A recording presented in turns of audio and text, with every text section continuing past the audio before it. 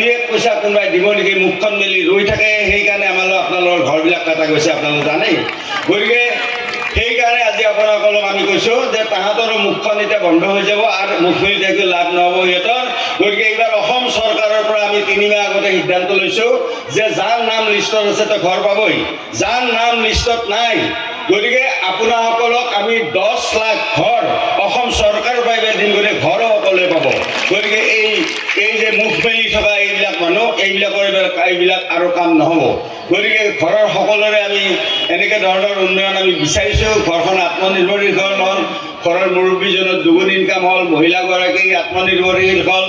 ছোৱালীয়ে পঢ়া খৰচ ফ্ৰী হ'ল অৰুণোদয় সকলে পালে ঘৰ সকলোৱে পালে তাৰপিছত আপোনালোকৰ থাকিল কি ল'ৰা ছোৱালী দুটা আপোনালোকৰ ল'ৰা ছোৱালী দুটা এইবাৰ আমি 1 লাখ চাকৰি দিম বুলি কৈছোঁ 97,000 চাকৰি আমি দিলোঁ আৰু এই ইলেকশ্যনৰ পিছত আমি 50,000 চাকৰি আমি এইবাৰ এডভাৰটাইজ কৰিম তাতে এপ্লাই কৰিব দিয়ক পৰীক্ষা ভালকৈ দিব দিয়ক পৰীক্ষাত যদি পায় ল'ৰাজন বা ছোৱালীজনীও সংস্থাপিত হৈ গ'ল যদি নাপায় কি হ'ব যদি নাপায় তেওঁলোকক ব্যৱসায় কৰাৰ কাৰণে আমি 2 লাখ টকাকৈ তেওঁলোকক আমি ব্যৱসায় কৰাৰ কাৰণে চৰকাৰৰ তৰফৰ দিয়া হ'ব গতিকে সামগ্ৰিকভাৱে গোটেই ঘৰখন আজি আত্মনিৰ্ভৰ ঘৰ হৈ গ'ল গতিকে এইকাৰণে আপোনালোকক আমি কৈছোঁ মোদী ডাঙৰীয়াক তৃতীয়বাৰৰ প্ৰধানমন্ত্ৰী কৰাৰ কাৰণে আমাৰ গুৱাহাটীৰ 14টা আমাৰ অসমৰ 14টা MP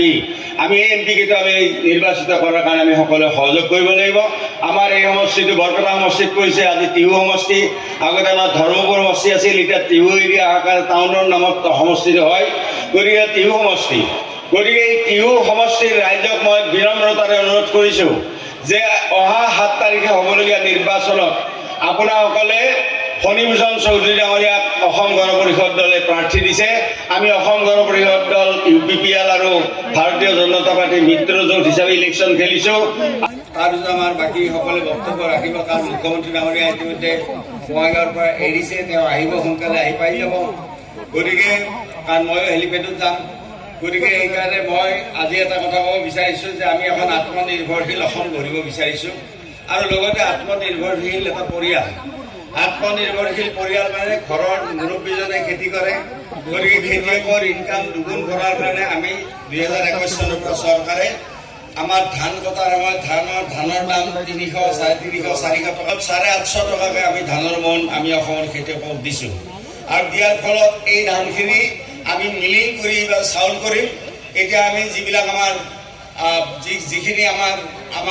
যিখিনি ৰেচনৰ চাউল আমি দিওঁ বিনা পইচাই